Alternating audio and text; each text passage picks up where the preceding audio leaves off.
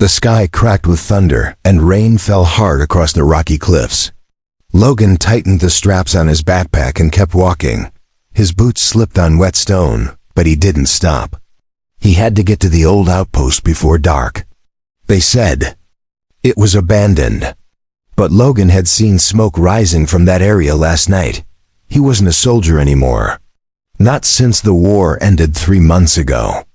Now he was just a man trying to stay alive on a broken planet, far away from Earth. After the humans lost control of Sector 9, most colonies were shut down. Many were destroyed. And the wild species, some alien, some half-human, were left behind. Logan didn't expect to find anyone up here, but something had been following him for days. He never saw it, just the signs, fresh tracks, half-eaten meat, and strange low howls at night. Not machine howls, not wild animal either, something smart. Something watching Dot as the wind howled louder. He found a cave near the cliffside. It was dry inside. He dropped his pack, pulled out his tiny solar lighter, and made a fire with the old wood nearby. The warmth helped him breathe again. But he didn't relax. He had barely started to eat his last ration when he heard a noise behind him, soft, like a paw brushing over stone. Logan turned fast, pulling out his blade, but he froze. A figure stood at the edge of the cave, just past the firelight. It wasn't a beast. It wasn't human either. It was her. She stepped closer, slowly, not threatening, just watching him with large golden eyes that glowed in the firelight. Her body was covered in soft fur, light tan like mountain wolves. Her figure was tall, elegant, shaped like a woman. But her ears were pointed, rising from long golden hair, and her tail moved gently behind her. Dot in her hands. She held something, a dead animal, small and cleanly killed. She placed it near the fire, then looked up at him. Logan didn't move. Neither did she. He wasn't sure what to say, or if she even understood him. But he spoke anyway. "You brought me food?" She nodded just once. Logan stared at her. "Why?" She tilted her head slightly, like she was thinking. Then she sat down right beside the fire. Her closeness was strange. Not wild, not dangerous. She seemed calm, patient, maybe curious. She didn't speak, but she stared at the flames then. At his face, then back to the flames again.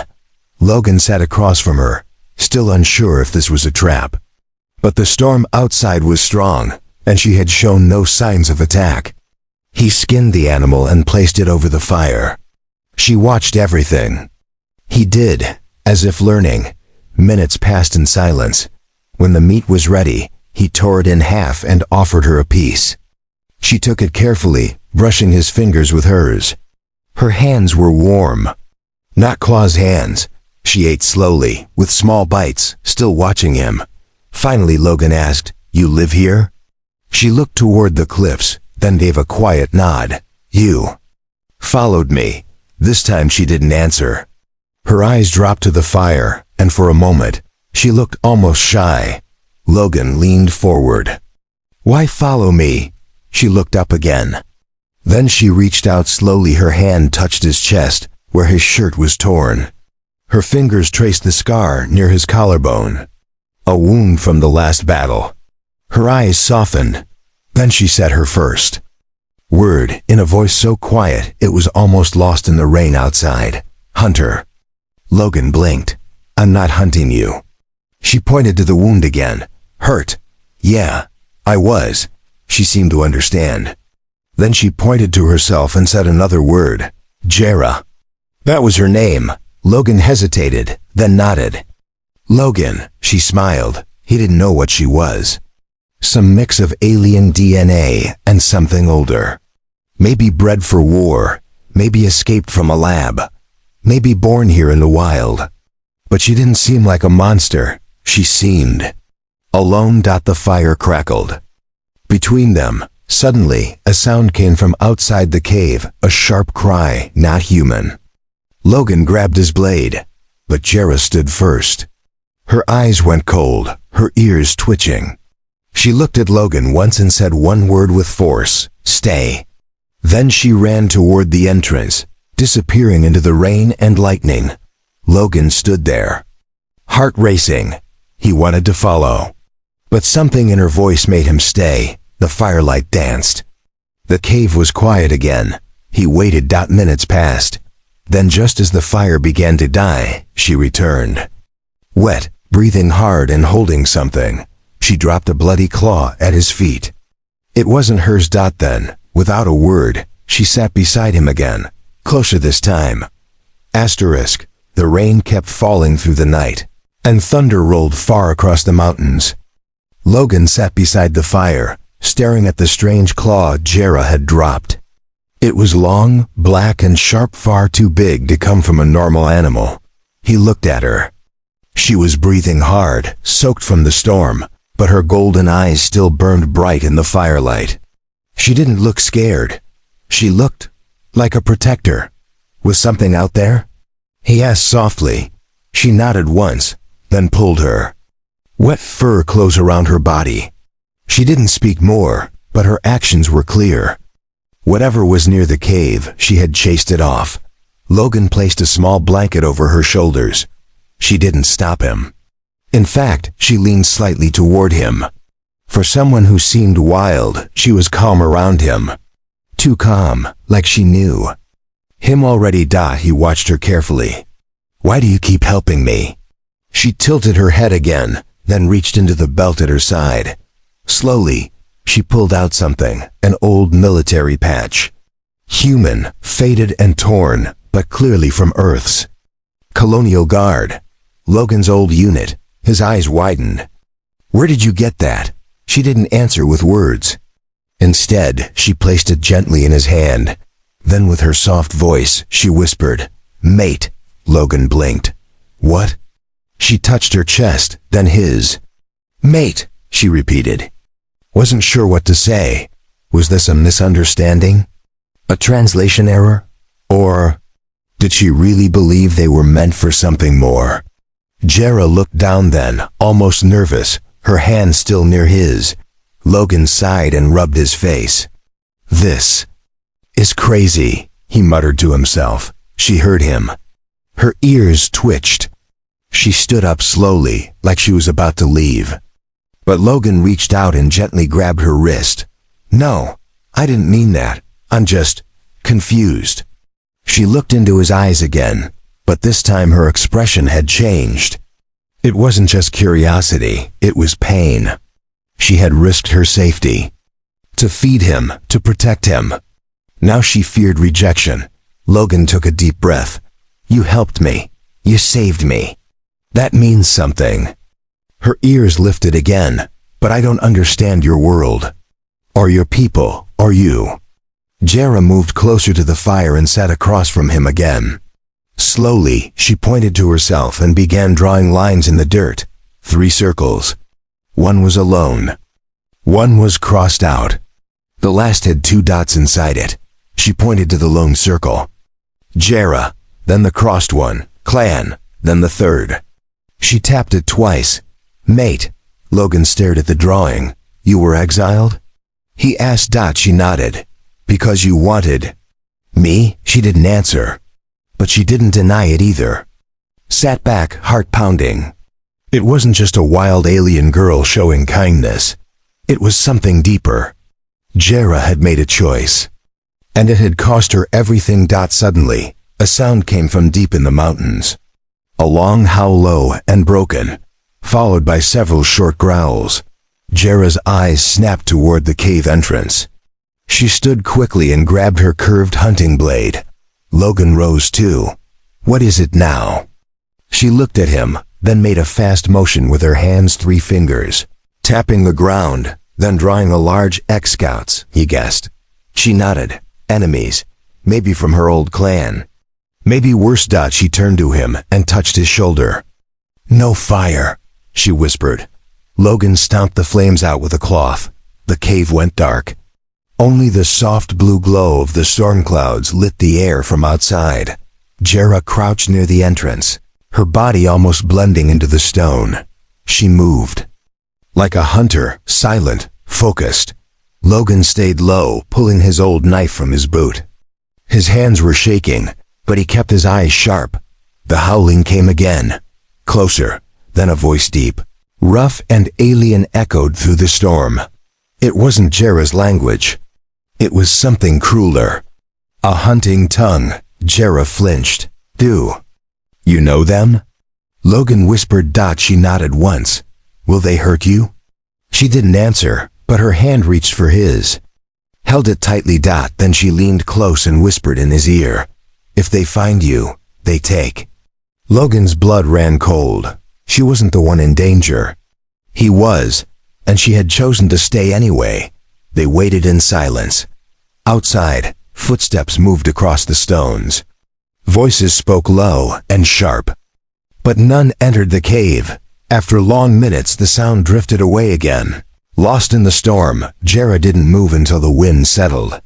Then she stood and let out a slow breath. Logan spoke softly. "Why do they want me?" She didn't answer. For a long time, then she whispered, "Your blood. Your strength. You make life." He stared at her, confused, but she looked back at him with such calm certainty that he finally understood. She wasn't just watching him, she had chosen him. Logan couldn't sleep, even after the scouts left. Even after Jera curled beside the wall with her back to the wind, his mind kept spinning. Her words echoed in his head. "You make life." What did that mean? Was it about survival, rebuilding, or something more primitive? He stared at her from across the dying embers of the fire. Her face looked calm in sleep, soft, not like a warrior, but like someone who hadn't slept safely in a long time. He remembered what she had said before, that her own clan rejected her, that she had followed him, that she had chosen him, and now something wanted him. Not just for death, but for something worse. Jera stirred as the sun peeked through the cave mouth. She blinked, stretched, then looked at Logan with a faint smile. He forced a tired smile back. "Morning." She sniffed the air, then moved to the cave entrance. Scanning the cliffs. "No more scouts?" he asked. She shook her head. "Gone, for now." Logan stood and dusted himself off. "I should move. Can't stay here forever." She turned quickly. "I come." He hesitated. "Why?" She stepped closer, her tail flicking behind her. "You walk alone, not safe." Logan met her eyes. "Neither is walking with you." She looked down, like she was hurt by his words. Then, she quietly said, "I protect." Logan sighed and picked up his gear. "Fine, you come." Jera smiled again. They left the cave and started walking across the rocky trail. The storm had passed, but the sky was still dark with thick clouds. The air felt heavy, like the land itself was waiting for something. As they walked, Logan noticed how Jera moved, graceful, quiet, every step careful. She didn't just walk like a scout. She moved like she was part of the land, like she had been doing this her whole life. She didn't speak much, but she stayed close, always watching the shadows, always listening. At midday, they found a small grove near an old stream. Logan dropped his pack and sat. Jera knelt beside the water, drinking carefully. Then she looked up and said something he didn't understand. "Vinatel." Logan frowned. "What does that mean?" She touched her stomach. "Time." He raised an eyebrow. "Time for what?" She looked at him for a long moment, then slowly stood and walked closer. Her golden eyes stared into his. "Lifetime," she whispered. Then she looked at the sky, then back to him. "When moon turns red, I choose." Logan was silent. "Choose what?" But she didn't answer. That night they set up camp near a low cliff. Logan made a small fire with the broken wood he found. Jera brought food again, 2 small birds, already cleaned and ready to cook. She placed them beside the fire and sat beside him. Logan handed her a warm piece and ate his own slowly. "What happens if the scouts come back?" Jera stared into the fire. "They come soon, others too." "How many?" Clans send 8, maybe 10. To kill me? She shook her head. No, take, use. Logan's stomach twisted. You mean like breeding? She didn't answer, but her silence said enough. He leaned back against a tree and let out a long breath. This planet's messed up. She looked at him gently. You strong, you human. You make daughters, sons. He met her eyes. Is that why you want me? She looked away, quiet. Then she whispered, at first, yes. He said nothing. But now. She turned to him again, slower this time.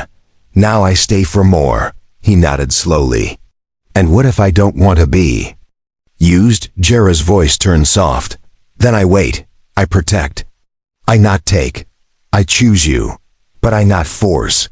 Her words hit him hard. He didn't expect her to speak that way. He didn't expect her to understand choice. Logan stared at the fire. You're not like them, are you? She shook her head. I was. Not now. They sat quietly again. Later that night, while the wind blew through the trees, Jera curled beside the fire. Logan noticed she stayed closer than before. Her tail brushed lightly against his boots. Her golden eyes stayed half open, always scanning the dark dot, and for the first time in many months, Logan didn't feel completely alone. He didn't know what tomorrow would bring. He didn't know if he'd be hunted, taken, killed. But tonight, someone was beside him, not just a girl, a guardian. Logan woke to the sound of growling. It wasn't Jera. He sat up fast, hand on his blade. Jera was already on her feet, crouched low, her fur bristling. Her ears were sharp, her nose twitching. The air was thick, the forest too quiet. She looked at him and whispered, they're here. Logan's heartbeat quickened. He grabbed his gear, tossed dirt on the fire, and followed Jera as she moved through the trees like a shadow. They didn't speak. Every second mattered. They climbed a narrow path that led toward high cliffs. From up there, they could see better. Plan. Escape. Behind them, low footsteps moved through the brush, slow, steady. Many. Jera held up her hand. Logan stopped. Then he saw them. 4 tall figures moved below, half covered in cloaks of fur and metal armor. They weren't fully human. Their bodies looked twisted, stronger than normal, but their faces were part beast. Yellow eyes, long teeth. The same kind of species as Jera, but different. Rougher, darker. Clan? Logan asked in a low voice. She nodded. Hunters. From the deep wild. Are they looking for me? Yes, they smell you. Logan felt cold. Why now? She looked at the sky. Red moon comes, soon. That word again, red moon. Logan stared at her. Tell me what that means. No more games. Jera looked away, then said quietly, females breed during red moon. Only strong mates chosen. Blood decides. He didn't respond. She continued, voice calm but firm. Many clans want human seed. Make strong mix. I was chosen, but I refused. I left. I followed you. He felt like the ground was slipping under him. So they want me, not to kill, but to use? She nodded, double quotes. Do you want the same? Her eyes turned to him, softer now. I did, but not now. Then what do you want? She stepped closer, her voice quiet. I want choice. I want mate who chooses me too. A silence passed between them. Then without warning, a sharp howl cut through the air. One of the scouts had caught their scent. Run! Jera shouted. They sprinted uphill, branches whipping past them. Logan's breath burned in his chest. Behind them, claws scraped rock. Voices barked orders in the alien tongue. They reached the cliff's edge. An old abandoned bunker stood near the drop. In there, Logan said. They rushed inside. Dust and broken crates filled the space. It looked like no one had entered for years. Jera pushed a crate in front of the door. Logan found a rusted metal pipe and held it tight. They waited. Then, bang! Something hit the door hard. Another bang. Then silence. A voice spoke just outside, low and cruel. Jera's body tensed. Logan could see the fear in her eyes now, not for herself, but for him. "What are they saying?" he asked. She replied, "They want me to open the door, give you to them. They promise I will return to clan, if I do. And will you?" Jera turned to him fast, her eyes burning. "Never." Logan stared at her, breathing hard. Another crash hit the bunker wall. "We can't stay here forever," he said. "No," she replied. "We fight or we run again." Logan looked around the bunker. Old wires, a dead terminal, a small back tunnel that led to the cliff's lower ledge. He pointed. "That way," she nodded. "I go first." Before she moved, Logan grabbed her arm. "Why are you risking everything for me?" She looked into his eyes. "Because I don't want to live like them. I want my children to be free, not bred in cages." Her words shook him. They moved fast through the back tunnel. It was tight and cold. Logan's foot slipped once, but Jera caught him. When they reached the ledge, they saw the forest below. Deep, wild, but free. Then, above them, they heard a snarl. One of the hunters had followed through the tunnel. He leaped down with a roar, claws out. Jera pushed Logan aside and met the creature mid-air. They rolled across the stone, growling, biting. She fought like fire fast, fierce, unafraid. Logan jumped in, smashing the metal pipe across the hunter's back.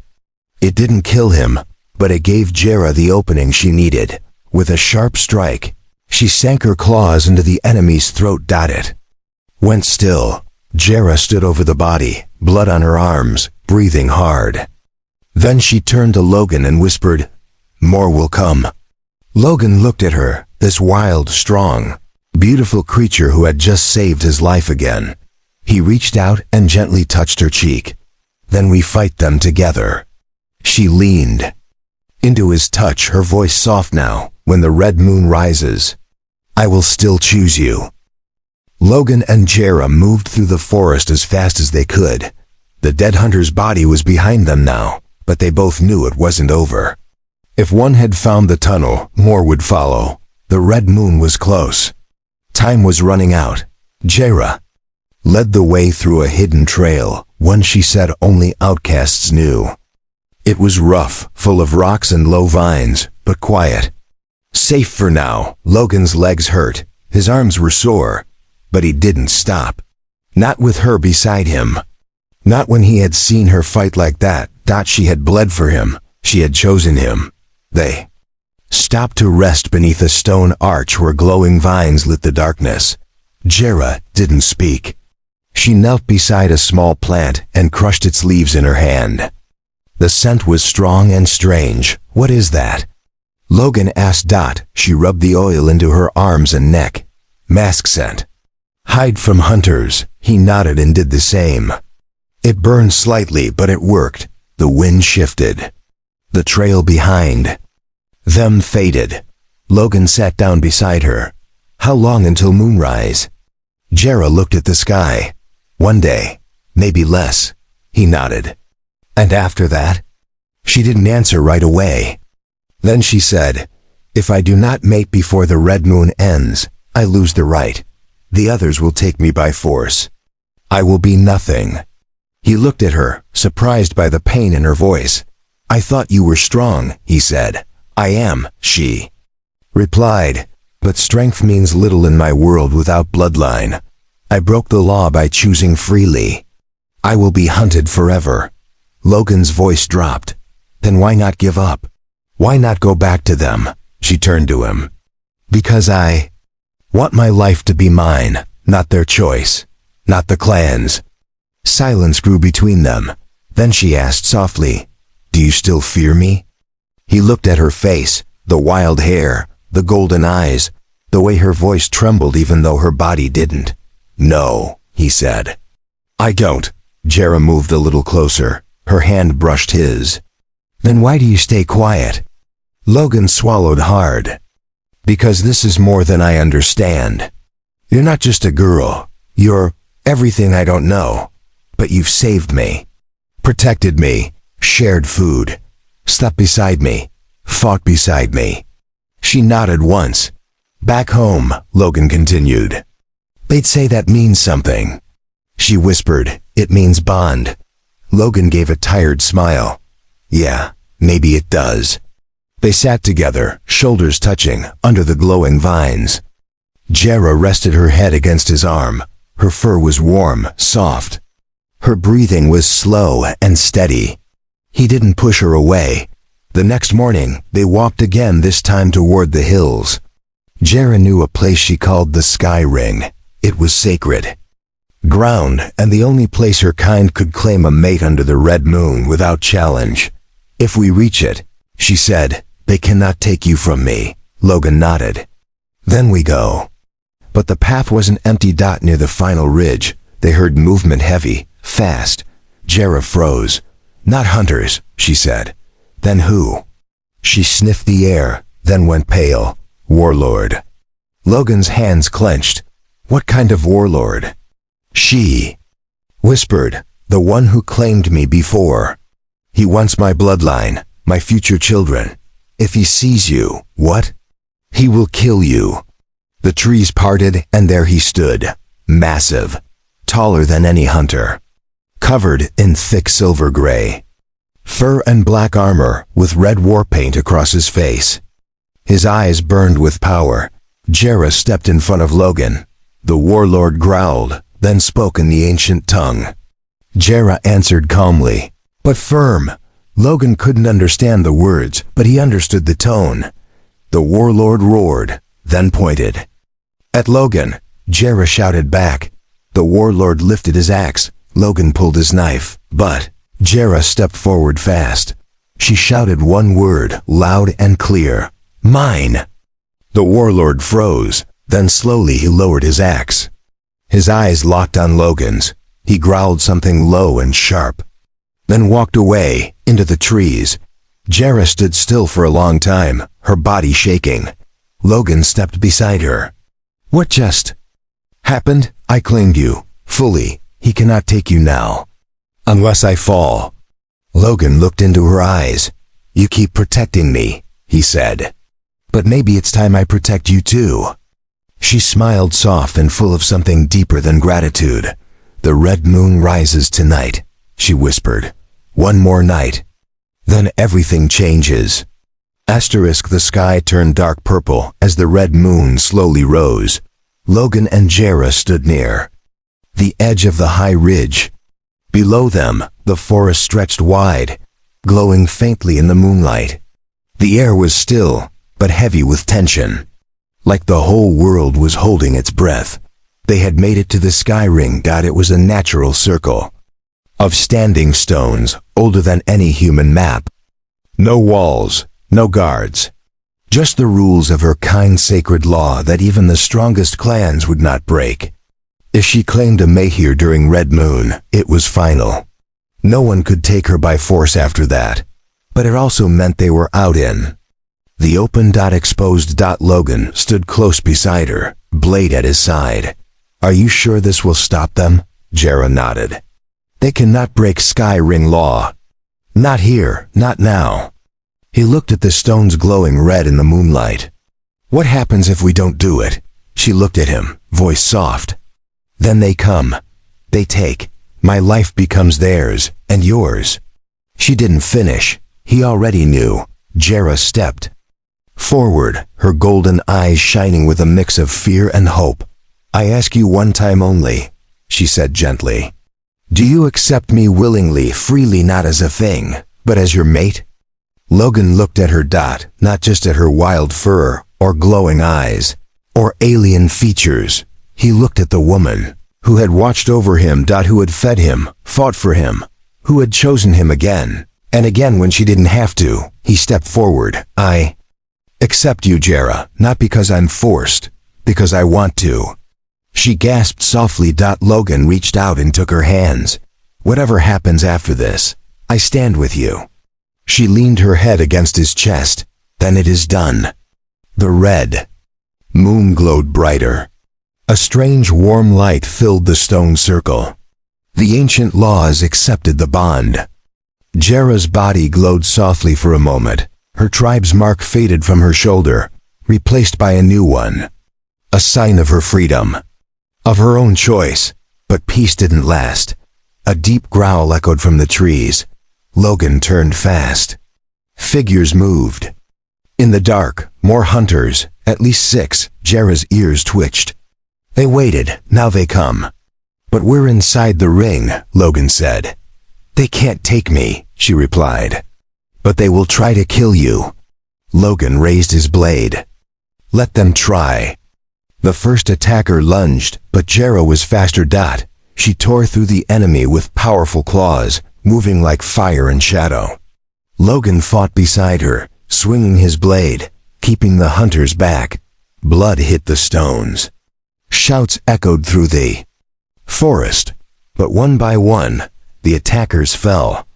And then finally silence. Logan dropped to his knees, breathing hard. Blood ran down his arm. Jera knelt beside him, checking the wound. You will heal, he nodded. We're still alive. She leaned close, her forehead touching his. Now they know, I chose you. You chose me. They cannot undo it. The red moon hung above them, brighter than ever. Logan looked into her eyes. So what now? She smiled. We build, we hide if we must. We live, he nodded. Together? She pressed his hand to her chest. Always, the night passed.